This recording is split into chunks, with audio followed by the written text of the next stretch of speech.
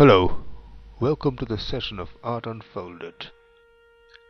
Today we shall look at an exquisite sculpture from the Gandhara period. It depicts an elderly woman.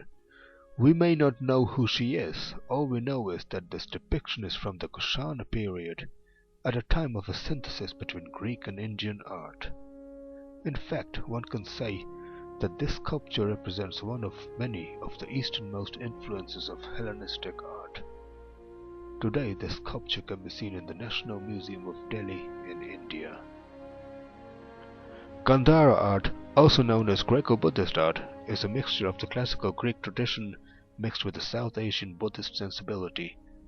This was the time just after Alexander the Great invaded the Indian subcontinent, leaving in his wake dynasties of Greek-Indian rulers who were followed by Scythian and Kushana empires, whose art was a continuation of the Hellenic and Hellenistic tradition. The time would roughly be between 200 years before Christ to 200 years after. In the wake of the Indo-Greek rulers, numerous Greek artists visited India and they all left their mark, leading to the beauty of the syncretistic art that is today known as art from the Gandhara period. Let us look at this woman in detail.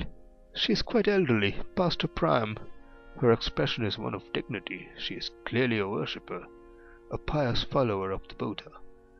Buddhism was the dominant religion in South Asia of her time, and by every standard, Buddhism was a syncretistic and liberal religion, willing to accept in its fold anybody who was willing to do so. Her gaze is into the unknown. She has surrendered all her earthly possessions, given it all up, only to worship the Buddha. She is piety personified, quite reminiscent of later European depictions of the Virgin Mary. It may be quite difficult to reconcile with the fact that this sculpture was produced in what is today Afghanistan, certainly not the best place on earth to be. But if nothing else, she represents the timelessness of piety and devotion, and the hope of a better world. Rest assured, there was once a time when what is Afghanistan today was a place of piety, learning, and a place that proudly proclaimed the message of Buddha, of love and peace and understanding. I hope you enjoyed this session of Art Unfolded.